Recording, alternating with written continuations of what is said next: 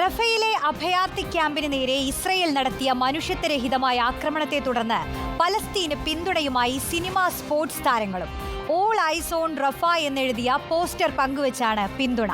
ഇതിനിടെ പലസ്തീൻ ജനതയ്ക്ക് ഐക്യദാർഢ്യം പ്രഖ്യാപിച്ച Indian cricket team captain Rohit ശർമ്മയുടെ ഭാര്യയ്ക്കെതിരെ സൈബർ ആക്രമണവും ഉണ്ടായി. ഇതിനെക്കുറിച്ച് സംസാരിക്കുന്ന ജൻസിയാണ്. ജൻസി വരൂ.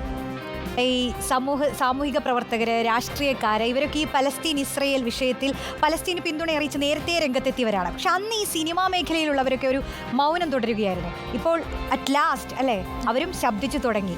ആരൊക്കെയാണ് ഈ പിന്തുണയുമായി രംഗത്തെത്തിയിട്ടുള്ളതെന്ന് ആദ്യം പറയും.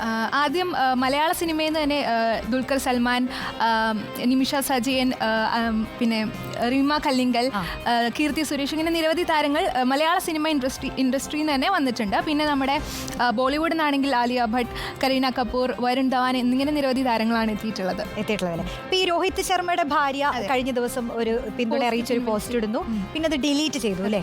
എന്തായിരുന്നു ആ ഒരു സിറ്റുവേഷൻ? അത് അവര് ഇതുപോലെ റഫയ്ക്ക് ഐക്യദാർഢ്യം അറിയിച്ചുകൊണ്ട് പോസ്റ്റ് ഇടുകയും പിന്നീട് അത് അവർക്ക് കടുത്ത സൈബർ ആക്രമണം നേരിട്ട സാഹചര്യത്തിൽ അത് പിൻവലിക്കേണ്ട ഒരു സാഹചര്യമാണ് ഉണ്ടായത്. എന്തായിരുന്നു സൈബർ ആക്രമണം? അത് വലിയ രീതിയിൽ തന്നെ ഉണ്ടായില്ലേ? വലിയ രീതിയിൽ തന്നെ. അതായത് പാകിസ്ഥാൻ റിലേറ്റഡ് ആയിട്ടുള്ള ഒരു വിഷയത്തിൽ ഇവർ പ്രതികരിച്ചില്ല, ഈ ഒരു വിഷയത്തിൽ പ്രതികരിക്കുന്നു എന്നൊരു ഇത് ഉയർത്തിക്കാട്ടിയാണ് കടുത്ത സൈബർ ആക്രമണം നേരിട്ടതുകൊണ്ട് അവർക്കത് പിൻവലിക്കേണ്ട സാഹചര്യം ഉണ്ടായി.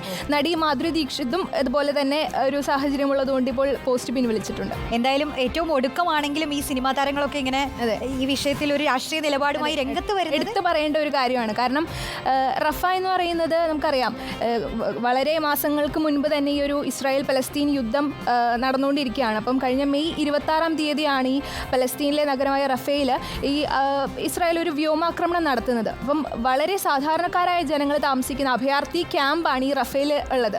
അപ്പം അവരെയാണ് ഇത് ഏറ്റവും കൂടുതൽ ബാധിച്ചിട്ടുള്ളത്.